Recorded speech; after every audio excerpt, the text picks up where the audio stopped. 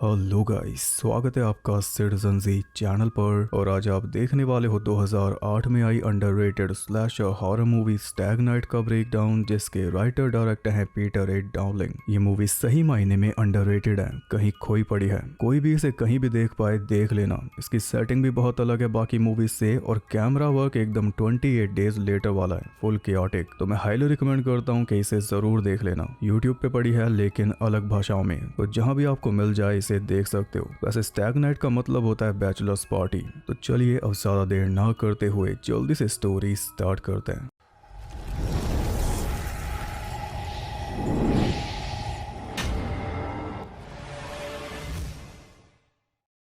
Movie के start में हमें बताया जाता है कि हर साल 1 लाख से ज्यादा लोग न्यूयॉर्क सिटी में गायब होते हैं और उनमें से अडल्ट्स को कभी ढूंढा ही नहीं जाता। इसके बाद न्यूयॉर्क के अंडरग्राउंड सबवे में हम एक लड़की को ट्रैक्स के ऊपर भागते हुए देखते हैं, खून से लथपथ, बहुत बुरी हालत में। देखकर ही पता चल रहा है कि वो किसी से जान बचाकर भाग रही है। भागते भागते एक स्टेशन पे पहुंच गई, लेकिन स्टेशन बंद पड़ा था, इसलिए बाहर नहीं निकल पाई। जख्मी हालत में जान बचाने के लिए जैसे तैसे एस्केलेटर पे चढ़ी, पर तभी किसी ने एस्केलेटर को उल्टा चला दिया, यानी अब ऊपर जाने के बजाय वो नीचे आने लगी। काफी देर तक कोशिश करती रही, लेकिन आखिर में बेबस होकर अंधेरे में खिंच गई। ये थी मूवी की ओपनिंग। उसके पीछे कौन पड़ा था वो तो हमें दिखाया नहीं गया, बस खूंखार आवाजें सुनाई गई। फिर हम देखते हैं माइक को, जो अपने 3 दोस्तों के साथ सुबह के 3:30 बजे एक स्ट्रिप क्लब में आया हुआ है अपनी बैचलर्स पार्टी के लिए। अपनी होने वाली वाइफ क्लेयर से बात करने के लिए वो क्लब से बाहर निकला। तभी क्लब की 2 डांसर्स जो उन्हें अटेंड कर रही थी, मिशेल और ब्रेटा, वो भी क्लब से निकलकर चली गई। उसके बाद माइक के तीनों दोस्तों को भी धक्के मारकर क्लब से बाहर निकाल दिया गया। टोनी, कार्ल और जो। टोनी माइक का भाई है और क्लेयर ने उसे बुलाने के लिए मना किया था, क्योंकि वो हमेशा कोई ना कोई झमेला खड़ा कर देता है, जैसे यहाँ कर दिया। इसके अलावा जो पहले से मैरिड है और उसकी एक बच्ची भी है, और कार्ल है स्कॉट एडकिंस। कार्ल बोला कि किसी दूसरे क्लब में चलते हैं, अभी घर तो वापस नहीं जाएंगे। इसके लिए वो सबवे में जाकर एक ट्रेन में चढ़ गए, जिसमें मिशेल और ब्रेटा भी थी। मिशेल के साथ कार्ल बिजी हो गया, और कार्ल को देखकर टोनी ब्रेटा के साथ बिजी होना चाह रहा था, लेकिन ब्रेटा इंटरेस्टेड नहीं थी। उसने कई बार टोनी को मना किया, लेकिन वो माना नहीं। तब आखिर में ब्रेटा ने उसे थप्पड़ मार दिया, जिससे वो बहुत ज्यादा गुस्सा हो गया। चलती ट्रेन में कलेश हो चुका था, तो माइक और जो बीच में सुलह कराने गए, तो ब्रेटा ने टोनी के ऊपर पेपर स्प्रे छिड़क दिया, जो सबके मुंह पे गिर गया, जिस वजह से सबकी हालत खराब हो गई। उसी टाइम पे ट्रेन के ड्राइवर ने ट्रेन रोक दी सामने से आ रही ट्रेन को पासिंग देने के लिए, और ट्रेन को रुकी देखकर वो सब दरवाजा खोल के ट्रेन से बाहर निकल गए कुछ देर सांस लेने के लिए। लेकिन इतने में वो संभल पाते ट्रेन चल पड़ी और वो कुछ नहीं कर पाए। उस पुराने स्टेशन पर फंसे रह गए जो 30-40 साल से बंद पड़ा है। वहां से निकलने का कोई रास्ता भी नहीं था, फोन में सिग्नल भी नहीं थे, और ना ही कोई ट्रेन वहां पे रुकने वाली थी। इसलिए माइक ने डिसाइड किया कि उन्हें ट्रैक्स पे चलते हुए अगले स्टेशन तक जाना होगा। बाकी सब माइक के साथ थे सिवाय कार्ल और मिशेल के, क्योंकि उन्हें अपना कार्यक्रम सेट करना था। ब्रेटा ने मिशेल को समझाया भी, लेकिन वो नहीं मानी। वो दोनों वहीं पे रुक गए और बाकी चारों चल दिए अगले स्टेशन की तरफ, जिस बीच टोनी लगातार ब्रेटा को पोक कर रहा था। वहां की दीवारों के पीछे से कुछ आवाजें भी आ रही थी, लेकिन वो अवॉइड कर रहे थे, क्योंकि वो कोई पार्क नहीं था, अंडरग्राउंड टनल्स थी। क्रीपी जगह तो है ही वो। इस बीच उस पुराने स्टेशन पे रोमांस चालू हो चुका था कि तभी एक अजीब सा दिखने वाला बच्चा आया और मिशेल का वॉलेट चुरा कर भाग गया। कार्ल ने उसे पकड़ने की कोशिश की, तो उसने कार्ल के हाथ पे ऐसा काटा कि कार्ल का सारा रोमांस निकल गया। इधर ये चारों अगले स्टेशन तक पहुंच चुके थे, जहां पे 2-3 हथियारबंद आदमी सरेआम लूटपाट कर रहे थे।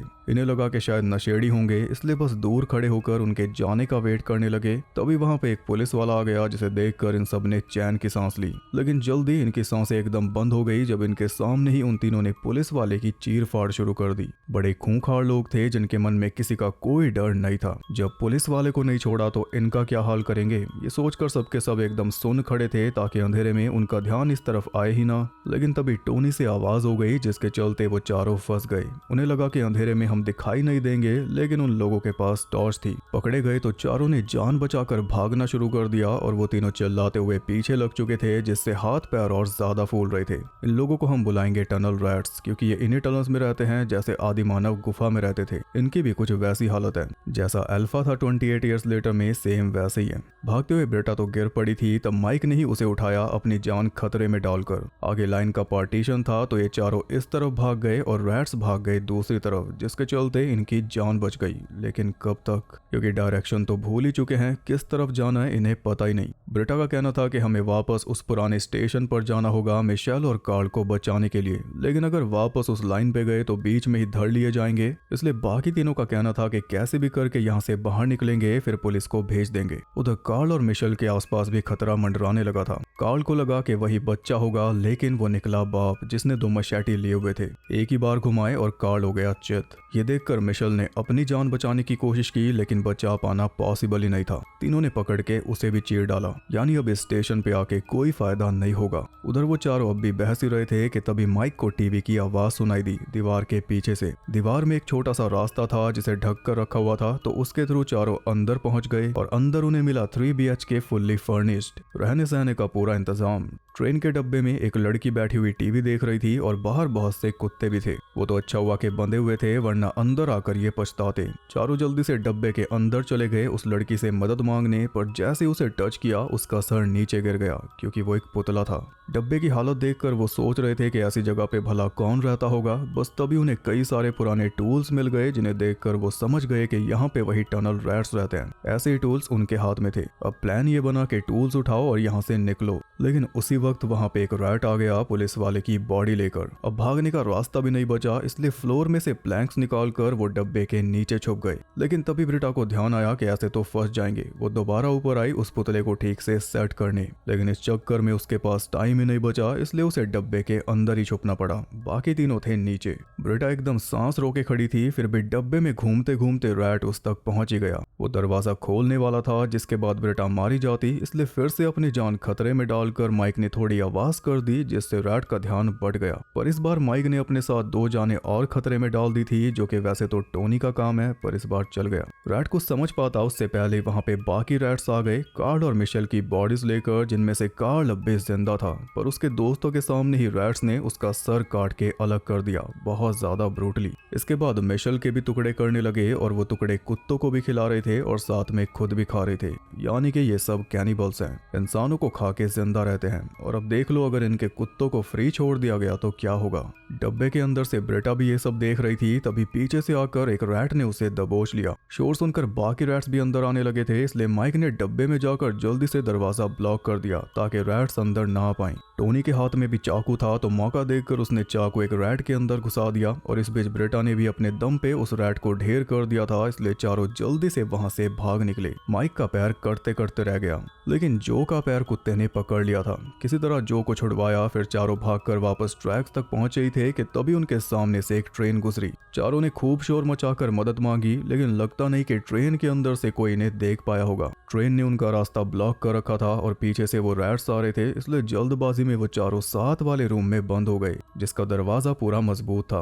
रैट्स उसका कुछ बिगाड़ नहीं पाए, इसलिए वापस चले गए। जो का पैर तो जख्मी हुआ ही था, पर साथ में उसकी अपर बॉडी भी जख्मी हो चुकी थी, जिस वजह से उसका बहुत सारा खून बह रहा था। खून रोकने के लिए उसने टाई बांध ली, लेकिन उससे भी कुछ नहीं हुआ, और अगर यही हाल रहा तो ज्यादा देर ये बच नहीं पाएगा। ट्रेन में किसी ने उन्हें देखा या नहीं, इस बात पे भी बहस छिड़ गई, लेकिन किसी ने देखा होगा तो भी उस उम्मीद के सहारे बैठे नहीं रह सकते। खुद कोई रास्ता ढूंढ के यहाँ से निकलना होगा। वो चारों वापस ट्रैक पर पहुंचे तो एक आदमी ने टोनी को पकड़ लिया। तब बिना कुछ देखे सुने माइक ने उस आदमी को भरना शुरू कर दिया। बाद में टोनी ने बताया कि ये उन लोगों में से नहीं है। वो एक बूढ़ा आदमी था जो कैश जमा कर रहा था, लेकिन अजीब तो था ही। जब उससे पूछा कि बाहर निकलने का रास्ता बता दो, तो बोला कि नहीं निकल सकते, और जोर जोर से हंसने लगा। तभी वो अजीब बच्चा ट्रैक पे आ गया और लकड़ी मार के आवाज करने लगा। उसके साथ साथ बूढ़ा आदमी भी पटरी पे कैंस मारने लगा बाकियों को सिग्नल करने के लिए, और आगे एक रैट ने सिग्नल पकड़ लिया पटरी पे कान लगाकर। सारे रैट्स अपने कुत्तों के साथ इसी तरफ आने लगे, इसलिए उन चारों को फिर से भागना पड़ा। लेकिन इस बार बचना मुश्किल है, क्योंकि जो के हाथ से जो खून टपक रहा है उससे कुत्ते इन्हें ट्रैक कर ही लेंगे। चाहे ये कितना भी चकमा देने की कोशिश कर ले, रैट्स इनके पीछे ही रहेंगे।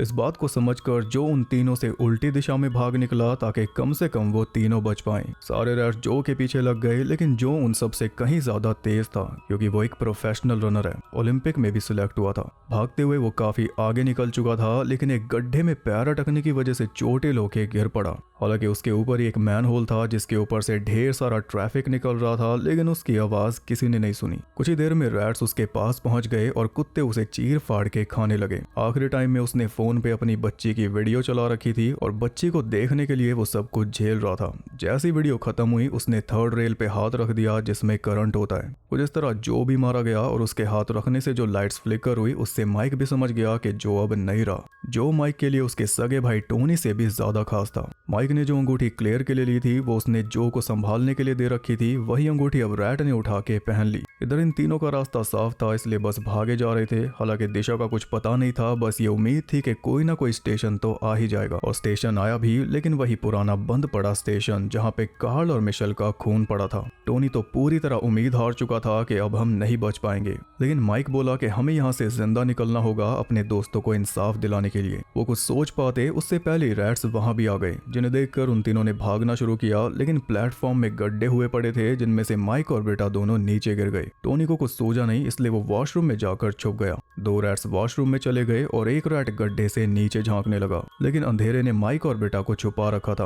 उन्हें बस कोई हलचल नहीं करनी थी और वही बेटा ने कर दी जब मोटे मोटे कॉकरोच उसके कपड़ों में घुसने लगे। बेटा की आवाज सुनकर बाकी दोनों रैट्स भी वहीं पर आ गए और हमने देखा कि ये रैट्स बोलना नहीं जानते, बस गुर्रा कर आपस में बात करते हैं क्योंकि बाहर की दुनिया इन्होंने कभी देखी नहीं। खैर टोनी ने देख लिया कि अब माइक मरने वाला है, इसलिए उसने शोर मचाकर रैट्स को अपनी तरफ बुला लिया ताकि उसका भाई बच जाए। लेकिन एक रैट उसके भाई के पीछे लग चुका था। बाकी दो उसे मारने आ गए, लेकिन उसने जम के दोनों का सामना किया। एक को तो मुक्कों से ही ले लिया था, पर दूसरे ने हथियार चलाकर उसे वीक कर दिया। टोनी से जितनी देर लड़ा गया वो लड़ा। उसके हाथ कांच का एक टुकड़ा लगा तो वो भी उसने रैट के अंदर घुसा दिया, और जब रैट ने अपना भाला उसके पेट में घुसाया तब भी उसने दोनों हाथों से ब्लेड पकड़ के भाले को रोक कर रखा। पर जैसे जैसे ब्लेड उसके हाथों में घुसता गया, खून निकलने से ग्रिप जाती गई और आखिर में भाला उसके पेट के आर पार हो गया, जिस वजह से वो मारा गया। इधर माइक और बेटा पटरी के नीचे थे और अचानक से ट्रैक चेंज हो गया क्योंकि ऊपर से ट्रेन गुजरने वाली थी। ऊपर ट्रेन आई और नीचे रैट आ गया, तो भाई की तरह माइक ने भी उसे धोना शुरू कर दिया, पर उसके पास हथियार था इसलिए वो भारी पड़ रहा था। एक पॉइंट पर रैट ने माइक को ऊपर उठा दिया उसका मुंह ट्रेन में देने के लिए, पर बेटा ने बीच में आकर उसे रोक दिया। ट्रेन गुजर गई और माइक को ध्यान था कि पटरी दोबारा चेंज होगी, इसलिए उसने एकदम से रैट को ऊपर उठा दिया। तभी पटरी चेंज हो गई और रैट का सर पटरी के बीच में फंस के क्रश हो गया। फिर वो दोनों ऊपर चढ़ के वापस ट्रैक्स पे पहुंचे, तभी उन्हें एक बच्चा अपने बाप के साथ जाता हुआ दिखाई दिया।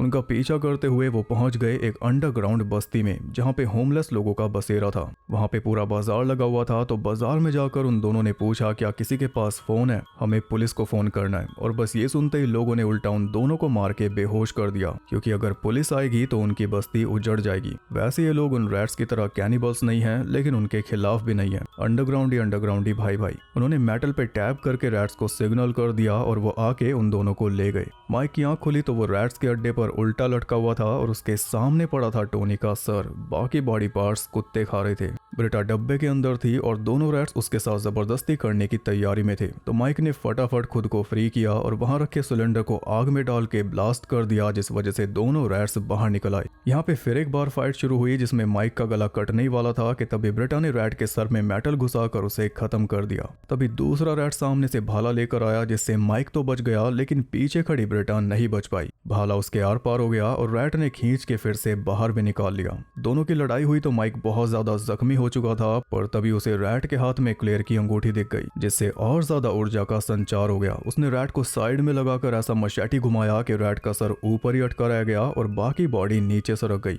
माइक ने ब्रेटा को भी बचाने की कोशिश की, लेकिन नहीं बचा पाया। फिर माइक तो वहां से बाहर निकल आया, लेकिन सारे रैट्स अब भी खत्म नहीं हुए, वो बच्चा अभी बाकी है। स्टेशन पे पहुंचकर माइक ने क्लेयर के पास फोन मिलाया और फोन कान पे लगाकर वो बाहर जा ही रहा था कि तभी पीछे से आकर उस बच्चे ने माइक का भी खेल खत्म कर दिया और इसी के साथ ही मूवी भी हो गई खत्म।